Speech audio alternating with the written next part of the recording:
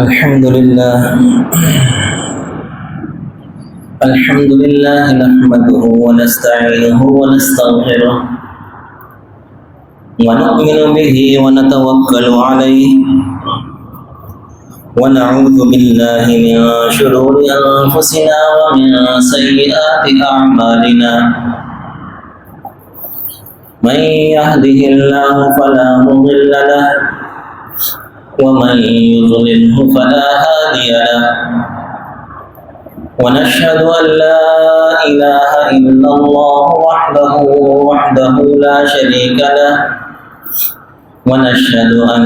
سيدنا ومولانا محمدا عبده ورسوله أما بعد فأعوذ بالله من الشيطان الرجيم بسم الله الرحمن الرحيم ولله على الناس حج البيت من استطاع إليه سبيلا قال النبي صلى الله عليه وسلم العمرة إلى العمرة كفارة لما بينهما والحج المبرور ليس له جزاء إلا الجنة رواه البخاري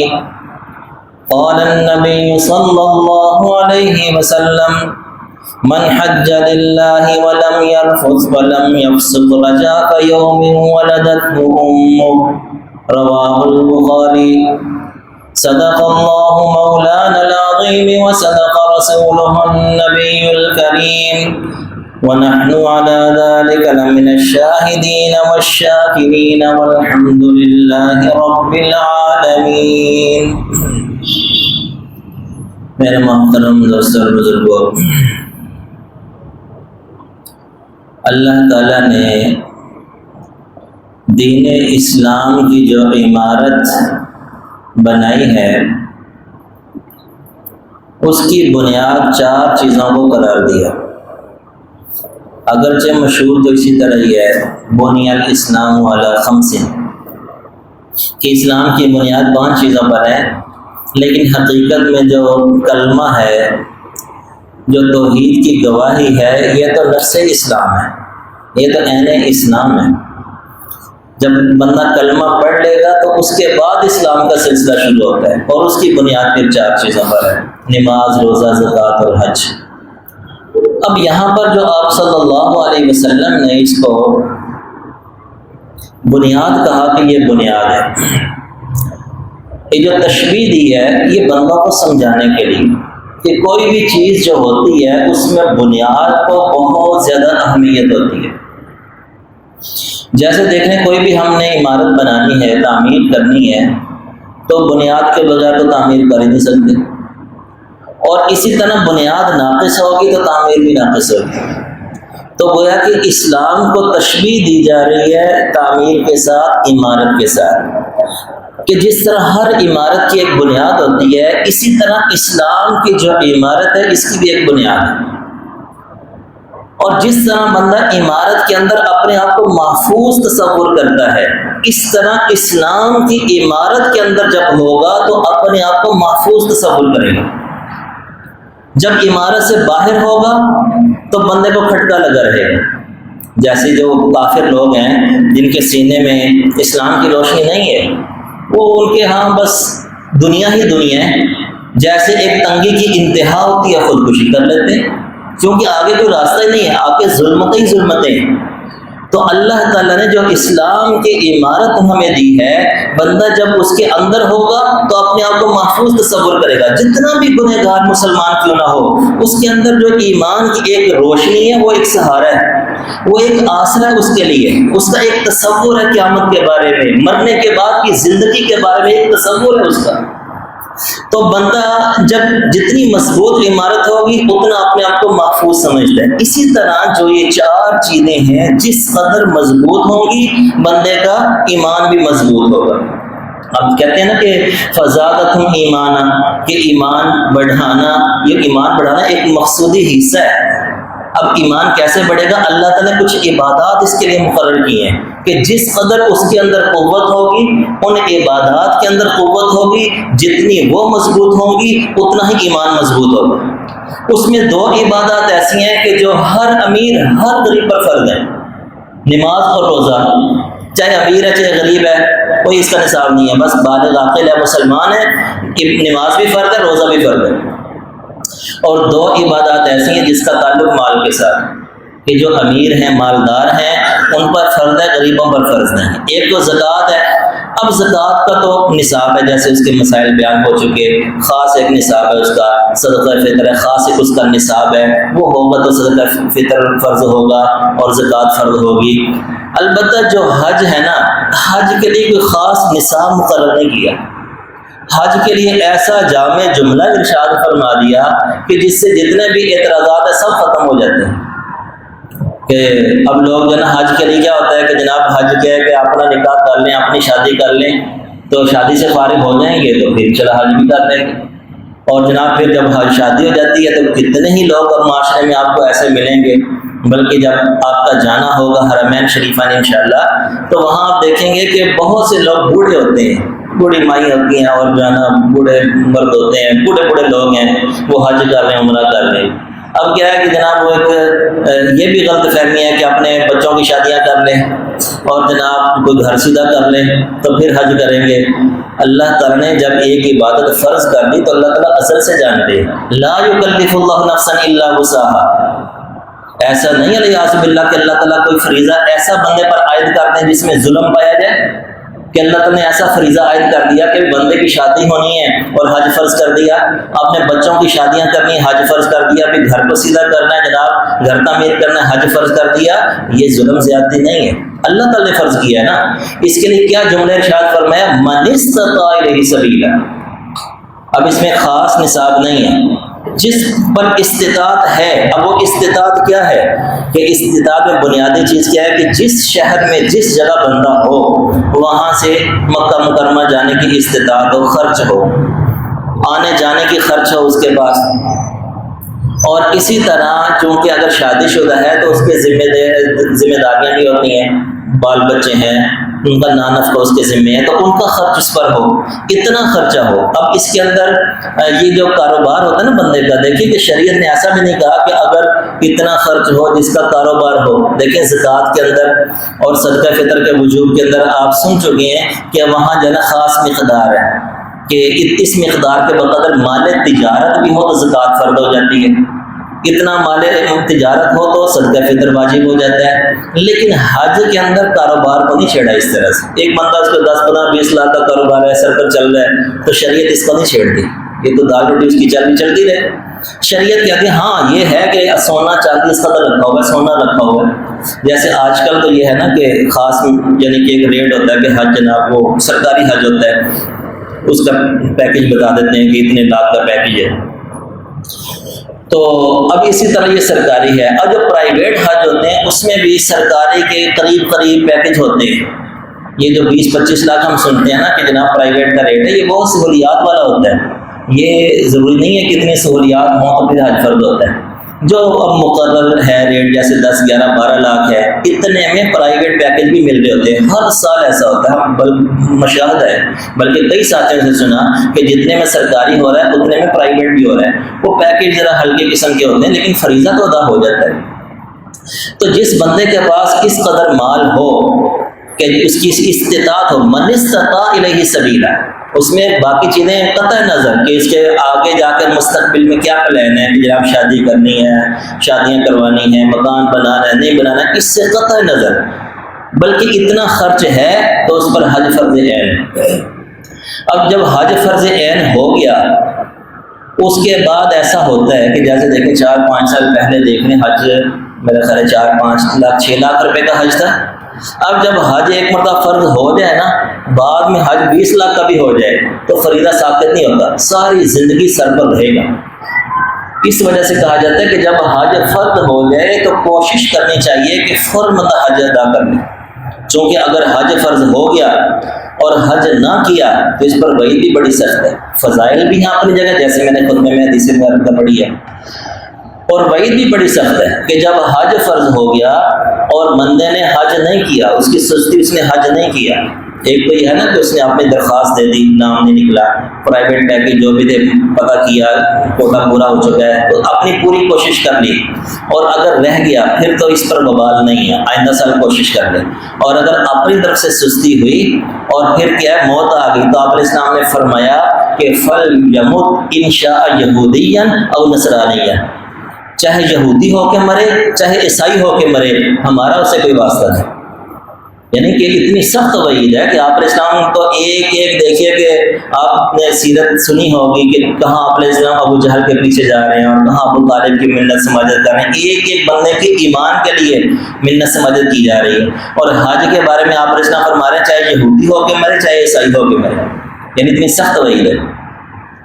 تو اس وجہ سے جب حج فرض ہو جائے تو کوشش یہ کرنی چاہیے کہ اول فرصت میں حج کر لینا چاہیے، وگرنہ آپ کے سامنے حالات تو ایسے آتے ہیں کہ وہ حالات ایک جیسے نہیں رہتے،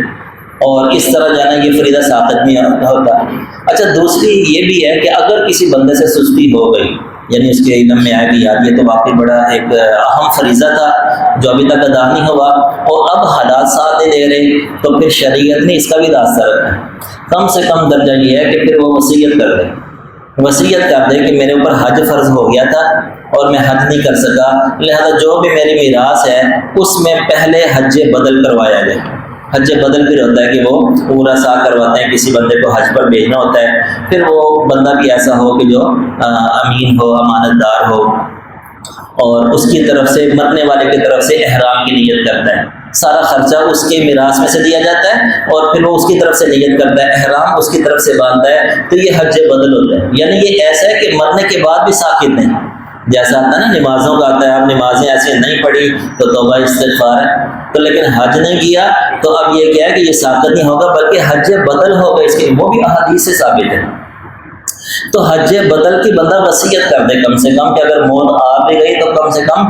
ورثاء کے ذمہ ہوگا، اگر وہ نہیں کروائیں گے، میراث تقسیم کر لیں گے تو یہ وبال ان پر جائے گا۔ تو یہ ایک دوسری صورت ہے۔ تو اس میں کوشش تو یہی کرنی چاہیے بندہ خود کرے، وارث ان کو کیوں گنہگار کرتا ہے، ان کو کیوں ایک آزمائش میں بندہ ڈالتا ہے؟ ورثاء بھی تو ان کا بھی تو ایمان کمزور ہے نا، اب 10 12 15 لاکھ کا حج ہے، اب جناب کوئی بندہ کسی کو دے کے جاؤ یار ہمارے والد صاحب کی طرف سے حج بدل کراؤ، تو اتنا بڑا دل کا بندے کا ہو اور پھر وہ بندہ یہ کام کرے تو وہ ایک ورثاء کو آزمائش میں ڈالنے والی بات ہے۔ تو کوشش یہ کرے کہ بندہ جب حج فرض ہو گیا تو خود حج کرے۔ اور حج کے اندر دیکھیے کہ جو نصیحتیں کی گئی ہیں اس کے اندر الحج اشہر معلومات، کہ حج جو ہے نا اس کے مقرر اوقات ہیں، جیسے عبادات ہوتی ہیں، پچھلے جمعہ بھی مختصر سی بات ہوئی تھی کہ عبادات جو ہوتی ہیں اس میں بعض عبادات تو ایسی ہیں جن کا وقت مقرر ہوتا ہے، بعض عبادات ایسی ہیں کوئی وقت مقرر نہیں ہے، جیسے ذکر و اذکار ہے، ٹھیک ہے، بندہ نفل ہے جس وقت چاہے پڑھ لے۔ بعض عبادات ایسی ہیں اس کے لیے وقت مقرر ہے، جیسے فرض نماز ہے، اوقات مقرر ہیں۔ اسی طرح حج الحج اشہر معلومات، اس کا بھی وقت مقرر ہے۔ یہ جو شوال کا مہینہ شروع ہو گیا، یکم شوال کو چاند نظر آ گیا تو حج کا احرام بندہ جا سکتا ہے، بندہ حج کی نیت سے احرام باندھ لے۔ اس میں پھر حج کی بھی قسمیں ہیں، حج قران ہوتا ہے، حج تمتع ہوتا ہے کہ بندہ میقات سے حج کی نیت کرتا ہے کہ میں عمرے کی بھی نیت کرتا ہوں حج کی بھی، تو اس میں پھر ہوتا ہے کہ بندہ اکٹھی نیت کر لے تو قران ہے وہ افضل ہے، وگرنہ کم سے کم بندہ پہلے عمرے کی نیت کرتا ہے، اس سے فارغ ہونے کے بعد پھر 8 ذی الحجہ کو وہیں سے حج کی نیت کرتا ہے، یہ حج تمتع ہے، یہ اس کے بعد یعنی افضل ترین ہے۔ تو یہ جو مہینے شروع ہو چکے ہیں یہ حج کے ہیں، شوال کا مہینہ، ذی القعدہ کا مہینہ، ذی الحجہ کا مہینہ۔ اور اب اس کے بعد جو دوسری نصیحت کی گئی وہ کہا گیا فمن فرض فیہن الحج فلا رفث ولا فسوق ولا جدال، کہ یہ حج کے اندر خاص طور سے نصیحت کی جا رہی ہے کہ اس کے اندر گناہ کے کام بھی نہیں ہے، اور دوسرا اس کے اندر جنگ و جدل نہیں ہے، لڑائی نہیں ہے، چونکہ یہ دو ایسی اہم چیزیں ہیں کہ جو عام طور سے پیش آتی ہیں۔ ویسے بھی جو جھگڑا ہے نا، جھگڑے کا جو مادہ ہے وہ ہے اجتماعیت۔ جب دو بندے اکٹھے ہوتے ہیں نا تو وہاں جھگڑے کا خدشہ ہوتا ہے۔ جیسے بعض فیملیز ایسی ہوتی ہیں کہ جناب جب خوشی غمی پر اکٹھے ہونا ہوتا ہے نا تو جھگڑے کے بغیر ان کا چارہ ہی نہیں ہے، کہ جب کٹ ہو جائے تو کچھ نہ کچھ جھگڑا ضرور ہوتا ہے۔ یہ بعض فیملیز کے اندر پایا جاتا ہے، آپ کا اندازہ ہوگا۔ تو یہ جب تک بندہ اکٹھا نہ ہو جھگڑا کیسے ہوگا؟ اب یہ جو نماز کے لیے اکٹھے ہوتے ہیں یہ ایک وقتی طور پر اکٹھے ہوتے ہیں، اس میں بھی خدشہ ہوتا ہے، لیکن حج کے اندر چونکہ اپنا بندہ، ہر بندہ پردیسی ہوتا ہے، مسافر ہوتا ہے، اور سارے معاملات اس کے مزاج سے ہٹ کر ہو رہے ہوتے ہیں، تو اس لیے قرآن خاص طور سے نصیحت کر رہا ہے کہ ہر بندہ جناب اس کا رہن سہن جیسے گھر کے اندر ہوتا ہے، اب ویسا تو حج میں ہو نہیں سکتا، جتنا بھی شاہی حج ہو نا، شاہی حج ہو، اس کے اندر مشقت ضرور ہے، بلکہ اس کو جہاد کہا گیا ہے۔ حضرت عائشہ رضی اللہ تعالیٰ سے روایت ہے کہ انہوں نے آپ علیہ السلام سے عرض کیا، یا رسول اللہ، کہ ہمارا بھی دل کرتا ہے غزوات پر جانے کا، تو کیا ہم بھی جہاد کے لیے نکلا کریں؟ تو آپ نے اسلام فرمایا، وَلَٰكِنْ أَحْسَنَ الْجِهَادِ وَأَجْمَلَهُ الْحَجُّ الْمَبْرُورُ، کہ عورتوں کا جہاد یہی ہے کہ وہ حج پر جائیں۔ تو اس کے بعد جب حضرت عائشہ رضی اللہ عنہ نے یہ حدیث سنی نا، اس کے بعد موت تک ان کا معمولہ ہر سال حج پر جایا کرتی تھی۔ اسی طرح ایک حدیث میں آتا ہے، اس کا مفہوم ہے کہ بوڑھے لوگ اور جو بچے ہوتے ہیں، ان کا جہاد کیا ہے کہ وہ حج پر جائیں، یہی ان کا جہاد ہے، کیونکہ جہاد مشقت پر عبادت ہے نا، تو گویا کہ اس کو بھی جہاد کہا گیا کیونکہ اس کے اندر مشقت ہوتی ہے، کتنی بھیڑ ہوتی ہے، رش ہوتا ہے، لاکھوں کا مجمع ہوتا ہے، جتنا بھی وی آئی پی حج ہو اس میں ایسا ہو ہی نہیں سکتا کہ بندہ جناب آرام سے حج کر لے۔ تو اس وجہ سے چونکہ اس کے اندر لڑائی کا بہت زیادہ خدشہ ہوتا ہے، تو خاص طور سے کہا گیا ولا جدال، کہ لڑائی نہیں کرنی، اپنے آپ کو بندہ برداشت بڑھانی پڑتی ہے، برداشت ہی کرنا پڑتا ہے کہ اب وہ وہاں پر جناب ایسا ہوتا ہے کہ نہانے کی جگہ ایسی نہیں ہوتی کہ بندہ روزانہ نہائے، روزانہ غسل کرے، گرمیوں کے حج ہیں اور یقین جانی کہ بدبو آ رہی ہوتی ہے، بندے کو اپنے سے بدبو آ رہی ہے، ساتھ والوں سے بدبو آ رہی ہے۔ اب یہاں پر بندہ کتنا صاف ستھرا رہتا ہے، روزانہ نہا رہا ہوتا ہے، جناب پرفیوم لگا رہا ہے، خوشبو لگا رہا ہے، وہاں اپنے سے بدبو آ رہی ہے، ساتھ والوں سے بدبو آ رہی ہے، اور بندہ کچھ کر بھی نہیں سکتا۔ یہی مجاہدہ ہے نا، کہ اس میں اب جھگڑا نہیں ہے، بندہ برداشت کرے۔ اسی طرح بہت سے لوگوں کی کوشش ہوتی ہے جھگڑا کرنے کی، کہ وہ اپنے آپ سے تنگ آئے ہوتے ہیں اور بات بات پر جھگڑے ہوتے ہیں، تو جب تک بندہ اپنے اندر حسن ظرفی سے کام نہ لے، جدال سے نہیں بچ سکتا۔ اور دیکھیے جو احادیث کے اندر فضیلت آتی ہے، اس میں بھی آپ علیہ السلام نے یہی فرمایا، جو میں نے خطبے میں حدیث پڑھی نا، اس میں کیا تھا، من حج للہ، اللہ کے لیے حج ہو۔ دیکھو اس میں ریاکاری نہ ہو کہ لوگ مجھے حاجی کہیں، یہ تو ویسے تمام عبادات کے اندر ریاکاری سے تو عبادت ویسی ضائع ہو جاتی ہے، اس کو تو بلکہ شرک کہا گیا، شرک اصغر ریاکاری کو۔ تو حج میں خاص طور سے کہ اس میں ریاکاری نہ ہو، اللہ کے لیے حج ہو، ولم یرفث ولم یفسق، جھگڑا نہ ہو، گناہ نہ ہو۔ اور وہاں پر گناہ کیا ہے کہ وہاں پر خواتین بھی اکٹھی ہوتی ہیں، تو بندہ جناب اپنی نگاہوں کو پست کر کے رکھے، غلطی سے پڑھ بھی رہے جائے تو وہ استغفار کرے، گناہ نہ ہو وہاں پر، کیونکہ یہ ہے بندہ کہے کہ بچی جائے تو یہ ممکن بھی نہیں ہے، کیونکہ خواتین بہت سے ملکوں سے آئی ہوتی ہیں اور ہر بندے کا ایک اپنا ہی مسلک ہے۔ ویسے تو حکم یہ ہے کہ خواتین جو ہے نا چہرے کے ساتھ کپڑا نہ لگنے دیں، آگے کیپ رکھیں، جیسے جناب حدیث کے اندر آتا ہے کہ جو ازواج مطہرات جو اس وقت خواتین تھیں، وہ یہاں پر کوئی ڈنڈا سا باندھ دیا کرتی تھیں اور اس کے اوپر چادر لٹکاتی تھیں تاکہ پردہ بھی ہو جائے اور چہرے پر کپڑا بھی نہ لگے۔ اب تو یہ کیپ سے ملتی ہیں جو لڑکے ڈالتے ہیں، وہ خواتین کیپ ڈال کے اوپر جو ہے نا وہ ڈال دیتی ہیں، تو اصل تو یہی ہے، لیکن بہت سی خواتین ہوتی ہیں وہ اس طرح سے بھی نہیں کرتی،